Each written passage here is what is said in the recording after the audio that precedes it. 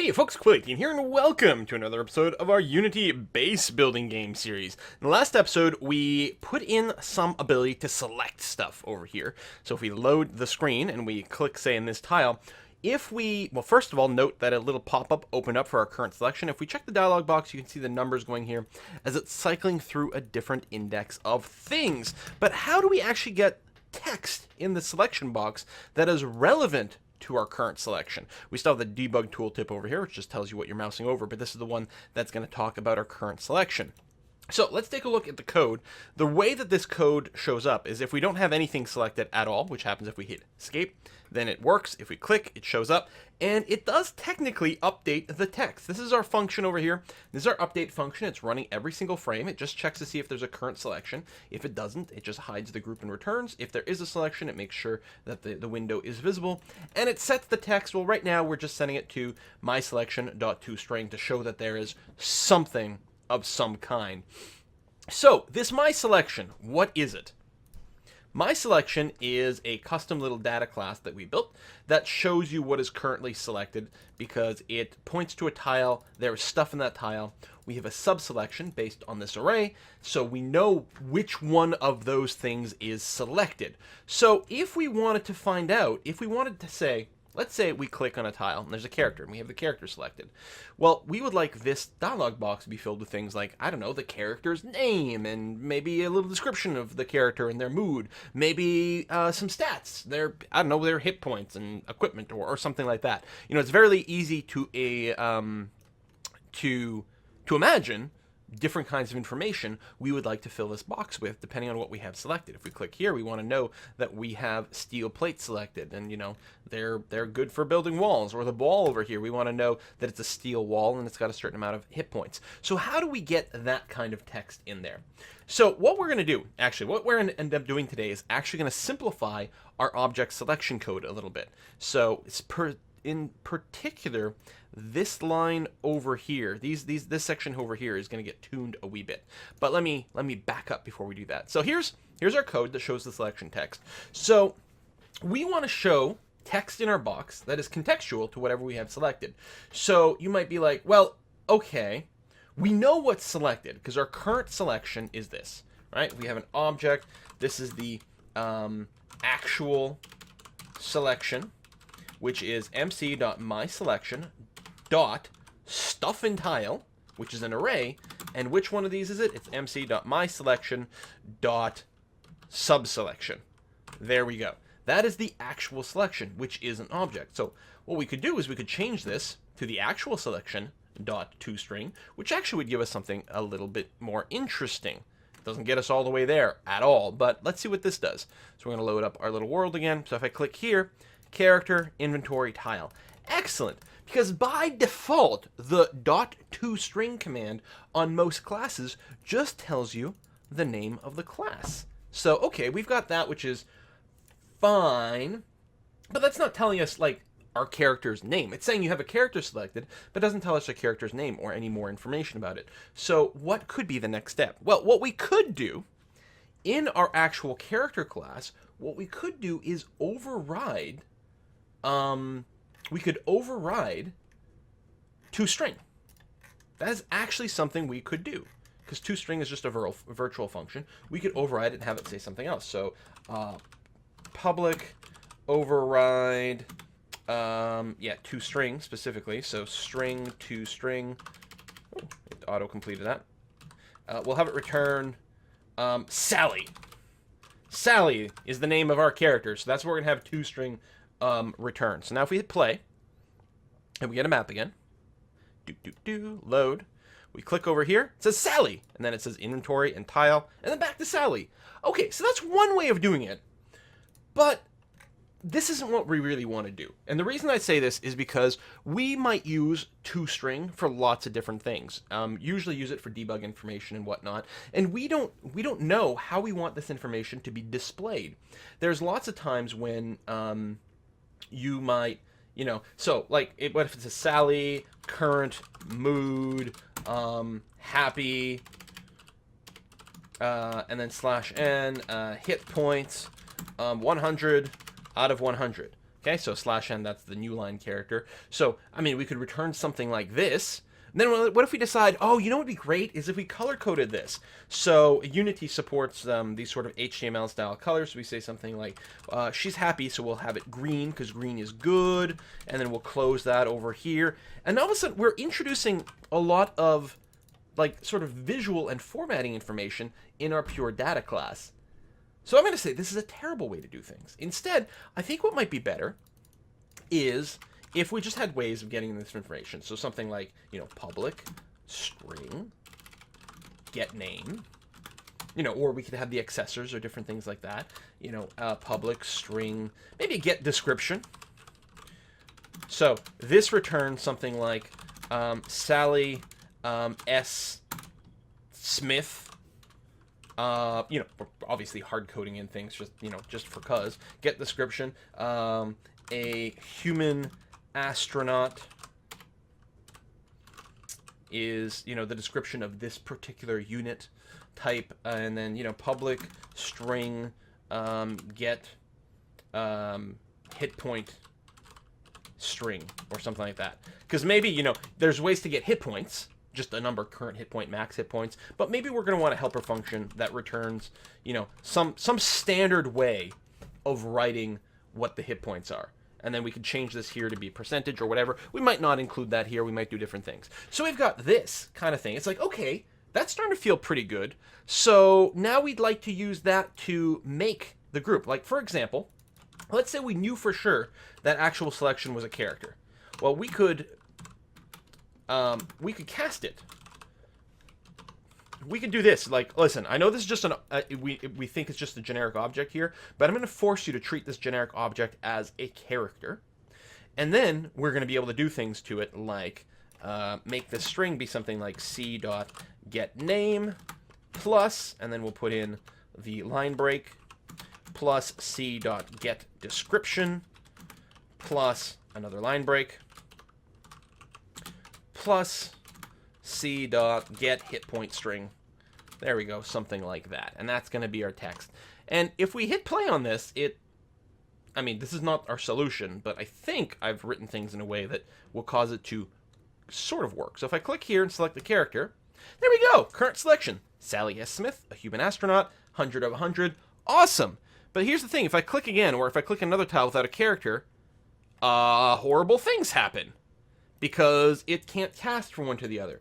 It's trying to force a inventory item into a character, which doesn't work. So you're like, oh, okay. So what we could do is, well, what if we did some sort of if dot actual selection get type and then you're comparing things, right? So now you've got a type, and then you're trying to figure out, the type name is equal to character. Then we do this. I hope you guys are getting the sense that this is terrible. Very bad. Else, for the sake of argument, we'll just have it be, say, not a character. Right? So you do something like this. And let's try that and see what happens. I mean, this could work.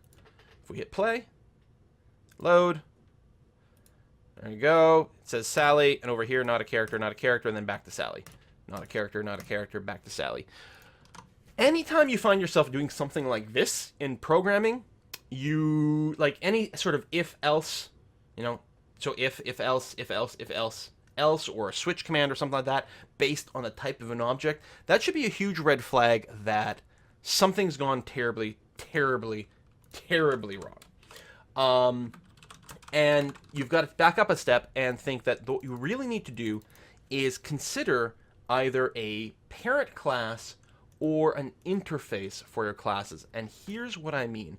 Imagine that everything in actual selection here implemented an interface of, description data or something like that. So that you could, everything that you can click on has get name, get description, and a get hit point string in response to those things. I mean, some things may not have hit points. It might just return a null string or something like that. But if we specify some sort of interface that is going to be shared by characters, inventories, tiles, and furniture, and is guaranteed to have those functions, that can absolutely work. The other thing we could do is have these all subclass from the same parent class, which is certainly a possibility. We've looked at interfaces over here. XML serializable is an example of an interface. We're going to make our own. So in my models over here, I'm going to create an a C# script, and I'm going to call this I. By convention, you always start interfaces with I, and it says, I don't know, selectable interface or describable interface. I mean, they're both sort of kind of valid, right? I guess I'll call it iSelectable interface. And what we're going to specify in this, we're going to specify what the interface is. It's not a mono behavior. Boop, boop. Oops, come on. Hello, respond. Wow, that was weird. Okay. Get rid of the mono behavior because it's not a class. What this is, in fact, is an interface. I don't think we need public. It's an interface. It describes what a certain class might look like. And then what we do is we can't actually provide functions in here. Instead, we provide names of functions. We say, for something to follow this interface, it's got to have a... does it have to be defined as public? I'm assuming so. It has have to have a function called getName. It has to have another one called getDescription. And it has to have another one called getHitPointString, which, you know, for indestructible,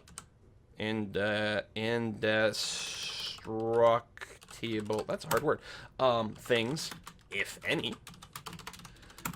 this is allowed to return blank or null, maybe? You know, can figure out something like that. So we've got that. I'm getting red lines. I'm thinking public. Yeah. I guess because an interface is by its very nature public, so you don't define it that way. All right, that's fair. I don't write interfaces very frequently, so it's another one of those things of like, how does the syntax go again? Anywho, so we're going to add, it's already got an interface. We can add a second one by saying I implement iSelectable interface. And now actually if we hit F8 to compile or switch over to Unity, either way, we should get a nice compilation error. Actually, no, we don't, because we have successfully implemented the interface. Because the interface requires that we have these functions. If I go and delete these, now we get a syntax error. Yay! There we go. We get a complaint that the character class is not implementing these interface members. We have promised, we say, character class has this interface, but we haven't actually fulfilled the promise of being able to respond to these particular things. And we do that by providing these particular functions over here.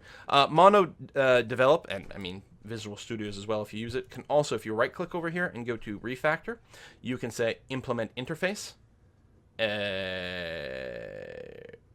It's not C#6. Okay, let me just cancel out of that then. I don't know what that was. That was weird. It might actually be related to some stuff I'd done before. Okay, never mind. Normally you can right-click on it, and what it'll do, it'll create the dummy functions for you, the placeholder functions. So we're just going to go ahead and re-implement these. So now everything should compile happy. And what we can do is we can say in our selection info, let's make some changes. Selection, stuff and tile. Right now we have this implemented. Go to declaration. We have this as an array of stuff and tiles. Well, we can specify this to be an array of iSelectable interfaces. That's what we want to stuff in here. And this is actually going to help us in a few different ways. So we're not saying you're not allowed to just put any generic object in here. The stuff and tile has to be something that provides a selectable interface. Other than that, our code stays the same. Now, if we try to compile this, we will get errors because field type is less accessible.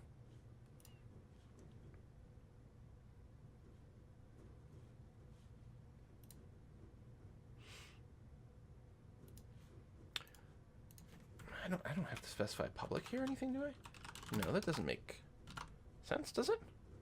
Oh, it does. Okay, good. So I have to specify that it's public over here. So I was expecting errors. I was expecting these errors over here. So these errors are, I'm trying to stuff I'm instantiating an array of objects, and I'm trying to put that stuff in tile. But stuff in tile is not satisfied with generic objects. It has to be an array of selectable interfaces. So now we're going to instantiate an array of those of a certain size. Then if we tab out, we'll get some more errors. Because on this line, we're trying to stuff a furniture into this array, which again needs to be selectable. And that's fine. We don't have to actually make a change here. What we need to do is we need to make sure that the furniture is implementing selectable as an interface. So we're going to do that. We'll have to do that for inventory as well and tile as well. So furniture, we're going to specify selectable interface. And seriously though, use refactoring. You may continue to use it.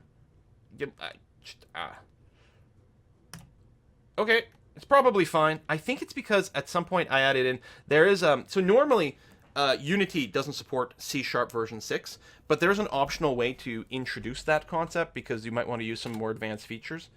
Okay, so apparently I can just ignore that error. So this is the what I'm telling you about where MonoDevelop will go ahead and auto give you the functions. These are the functions I need to implement to satisfy this implementation. And it by default puts it in a region, which is actually a really nice way to organize things in your project, and we'll probably want to start making use of that. And by default, it fills these functions with just throwing an exception. So if you were to try to call this function right now, I mean, this would compile, but if you were to try to call this function, it would throw an exception, which is actually very handy. You want things to fail as noisily as possible. Do not silently fail and try to muddle on. If something's not, implemented or not working the way that it's supposed to, or you just have your program crash and throw a giant error in your face so you don't miss it. So, I guess we can't have everything be called Sally. So what is the furniture name over here? Well, that's actually a great question. We've got object type. Do we have a field for the furniture name itself? I think we just have the object type right now. I don't think we have any other kind of naming scheme at this time. We will want that, but for now, wait. No, we do have name. Never mind. So, we are going to return this. And this is the reason that I couldn't just say, well, our our selection info, we could just check the blah blah blah dot name. Well, I think with your interfaces you could maybe do like a virtual property or something, but the functions are going to be better. So we're going to return the name. We don't have a description for this. This is a piece of furniture. Again, I think I'm lying to you actually. I think we do have a spot for that. Nope, we don't. Never mind. This is a piece of furniture. To do.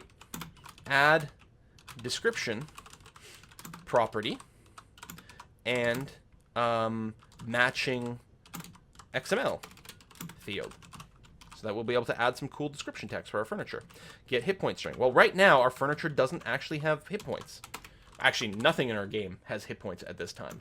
So we can just put in some sort of placeholder information. And I'll put in like, here. It's at 18 of 18 hit points. To do. Add a hit point system to, well, everything. So we're going to have this at some point, but for now that's going to be that. So there you go. Furniture implements it. Inventory as well. Inventory actually currently doesn't implement any interface, doesn't have the XML system. So but we'll just say it's an iSelectable interface. And again, I'll right click, factor, implement interface. Okay, no error anymore, which is nice. So, oh, really? I have to scroll down this way? Paste it in there. Same thing. We will return... this dot name is not a thing, so it's just going to be the object type is going to be the name of this particular thing, and again, we'll probably want to improve that later. Return a stack of inventory. So obviously we're going to improve that later. And for this, the inventory, I think I'm just going to return blank. Inventory items are probably destroyable, but, you know, how? Does inventory have hit points? How does it get destroyed? maybe it's just a percentage chance based on damage. So you could easily imagine a situation where if an explosion goes off in a room and it does, I don't know, X damage, then because it's the damage is X, whatever that value is, then that leads to each item in the room has a 52% chance of being destroyed. So you're going to lose just over half the stuff in the room to the explosion. Or something of that nature. Like, one could imagine something like that. That's kind of cool. And so our tile, we will also go and implement a selectable interface. And we will tell it that we would be very happy to implement that interface. And we're just going to bring this way down to the bottom over here. Boop. That was an interesting scrolling. So, and we're going to return. So we don't have an object type. What we have is we have a tile type, which we could go to tostring. It'll return empty or floor. I guess that's fine.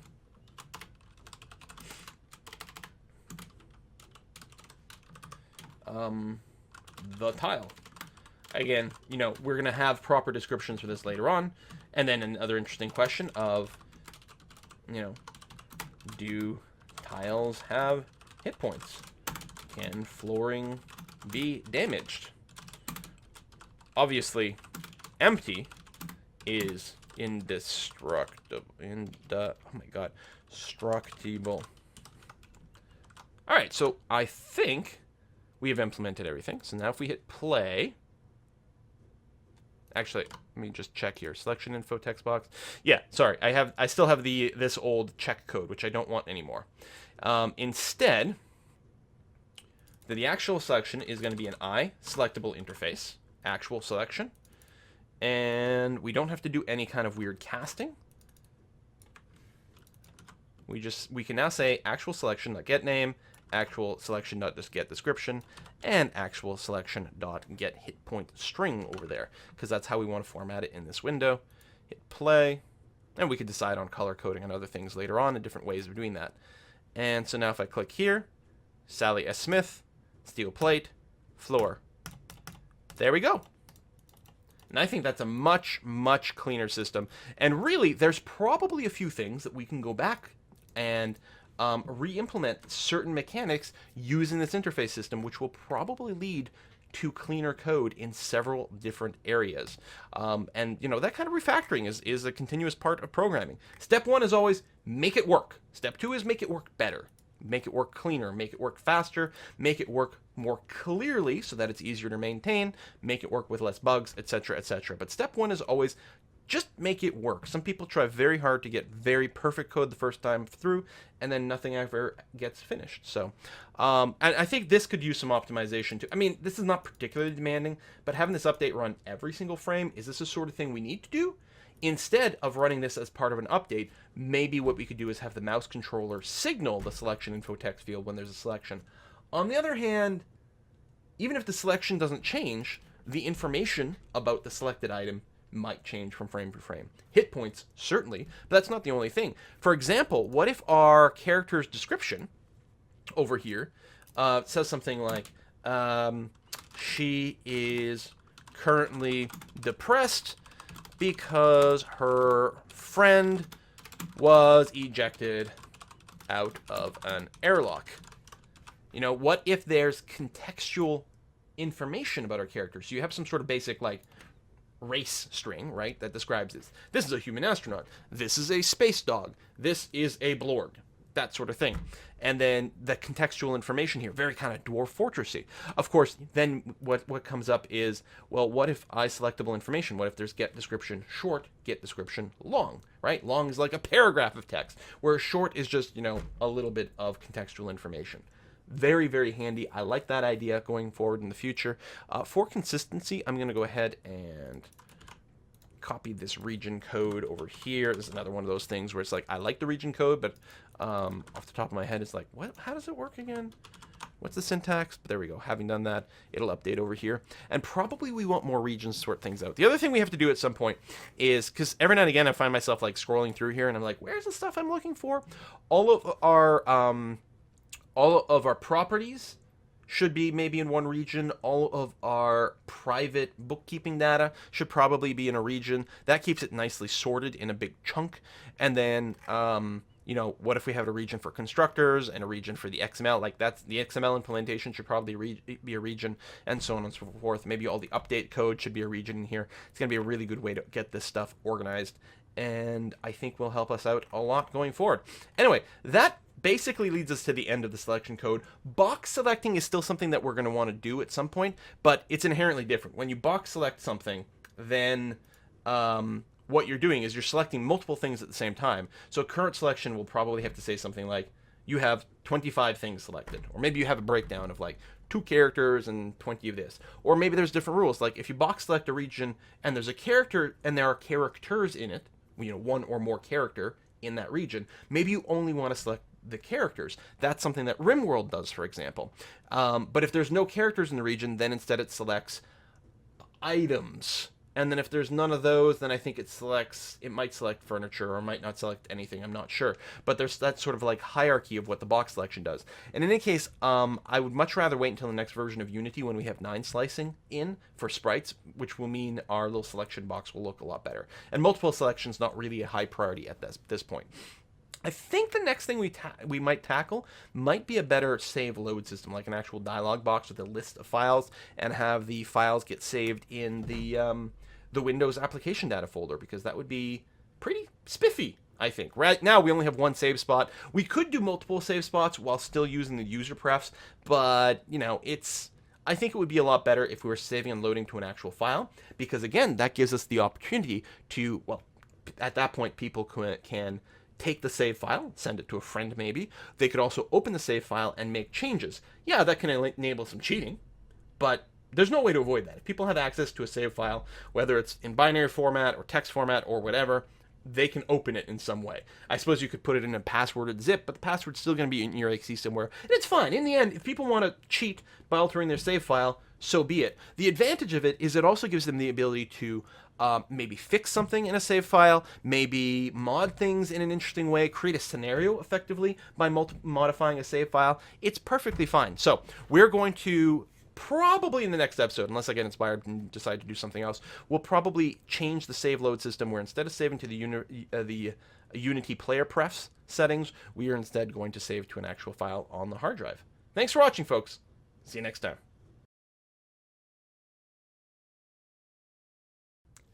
Hey, thank you to all the June patrons who support these videos through July and early August, and especially these Mike Check supporters. We've got Steven Stagger again, and Michael McClintock again, and Kale the Quick again. Lots of agains. Drazion, Adjective, Jason Yanity, Wes Ovenbeving, Craig Mortel, Neil Blakey Milner, Speedy Savant, Valiant Cake Fiend, Aaron Toyson, Marius Fieldvold, Jan Torre Vel, Ole Peter Talgo, Julien Auger Lafont, Petrie Michaela, and absolutely everyone who has watched, shared, favorited, and subscribed. Thanks for continuing to make this a reality, and I'll see you next time.